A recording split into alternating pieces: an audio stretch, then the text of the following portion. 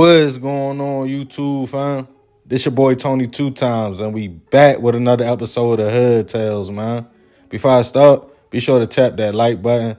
Definitely watch this video to the end to hear the full story and all the details in the case. For the day one fam, y'all already know it's all love. Thanks for tuning back into another episode. If you're new to the channel and you feeling the content, feel free to subscribe. Definitely hit that notification bell so you can be notified every time we drop a new video. Let's get right into the story. The bond between a big brother and little sister is one that's not easily broken. Most are protective when it comes to their younger siblings, especially if it's a boy looking out for his sister. As time goes on, growing up together, of course they might fight, get on each other's nerves, but the love remains strong. Once adulthood hits, circumstances might change. One sibling might leave home for college or just to be on their own, get married, have kids, growing up activities, leaving the relationship with their brother or sister a little different. Y'all might not talk every day, see each other, because once life starts, it doesn't stop. Not to mention, you have siblings that grow up in the same household that once they get older, take two different paths in life. One might be a working man or a woman, the other might hit the streets. You don't judge them, it's still family, but at that point, a line is drawn because you don't want their problems coming into your world, especially if you got kids and that's not your lifestyle.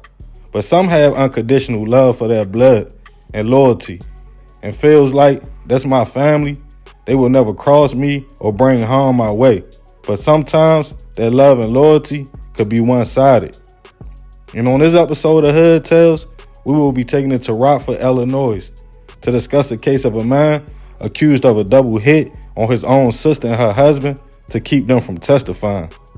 Christina Langston Hill was born on January 21st, 1992 in Chicago, Illinois. Growing up, she attended Armstrong Elementary School before hitting Sullivan High School, then Truman College, all in the Windy City. As she became a young woman, she ended up in Rockford, Illinois, attending college, then hitting the workforce. Said to be funny, a little bit crazy, but cool and loving, Christina was said to be all about family. She eventually had 2 little boys, but the relationship wouldn't work out with their father. But that didn't stop the young mother. In 2016, she met a young man named Tion Hill, who from what friends and family say, changed the young mother's world. Being a strong young man with good work ethic and a funny personality, said to be down to earth and upbeat. Tion didn't have any kids of his own, but stepped up to the plate as stepdad to Christina's sons, who he loved like his own. The young couple would eventually tie the knot, making their union official, which everyone agreed they had a special kind of bond and were made for each other. Fast forward to 2019, they had a home on 727 Bruce Street in Rockford. Tion just 28 and Christina 27, they were doing good and looking forward to their future together. Christina had an older brother, 28-year-old Kelvin Langston. Kelvin was said to be known in the community, but not for all good things, as he was alleged to have strong gang ties. But Christina, being all about family and loving her brother, allowed him to stay at her home with her and her family. Things seemed smooth for a minute, but somewhere in the mix, the situation went left. Kelvin left the home after the siblings couldn't see eye to eye, and the couple moved on with their lives. But a few weeks after leaving, Kelvin and a friend named Douglas Holyfield pulled up to his sister's home as she was dog sitting for a friend, or dog for out-of-towners.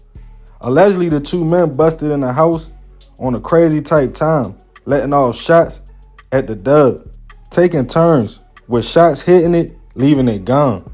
Before the men then left, leaving Christina terrified. They did that in front of her. Her and Tion quickly went to the local courthouse to get an emergency order of protection put on her brother, and it was granted. Also, criminal charges were filed on both him and his homie, including aggravated cruelty to animals, unlawful use of a weapon by a felon, and being in possession of a gun by a gang member.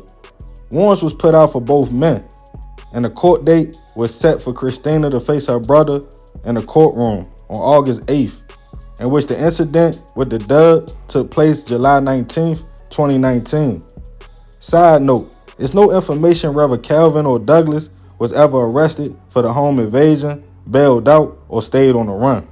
But at 3:30 a.m., August 8th, the day of court, Rockford police were alerted by shot spotter of gunshots on Bruce Street. When they arrived at the location, they saw a woman laying in the street suffering from gunshot wounds.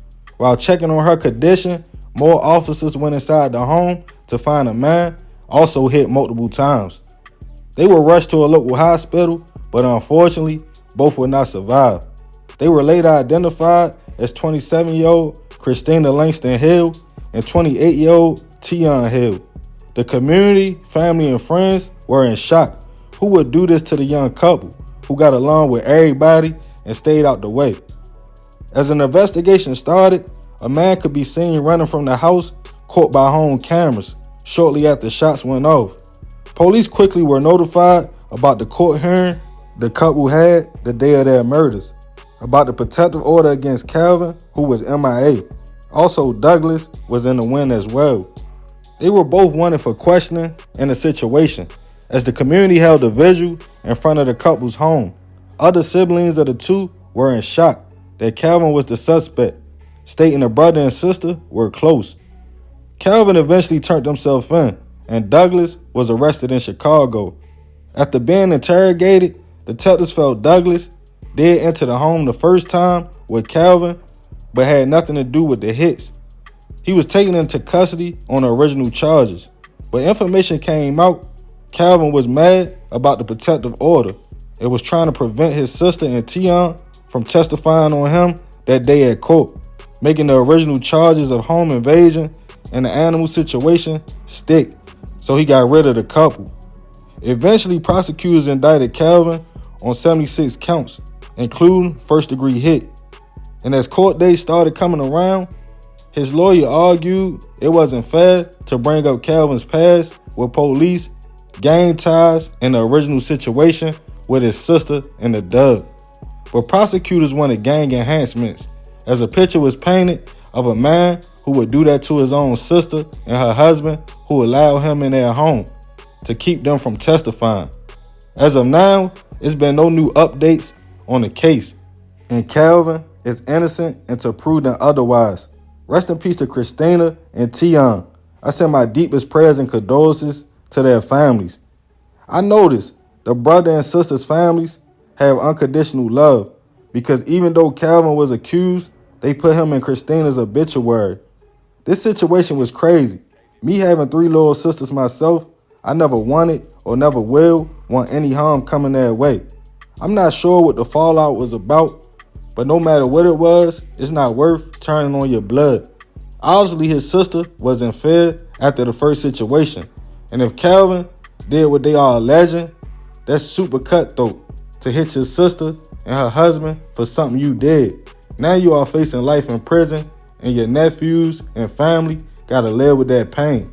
So you didn't just allegedly hurt her and her husband, you hurt the whole family structure because of a court date. It's an old corny saying out there, but it's real. If you can't do the time, don't do the crime. There's too many young men living like gangsters, but scared or don't want to go to jail. That comes with being a so-called stepper. You can't get mad when you hurt civilians and people that's not in that lifestyle that go to the police. That's how that goes. And the thing you tried to avoid in the first place, a jail cell, now you still ended up locked up, possibly facing life in prison.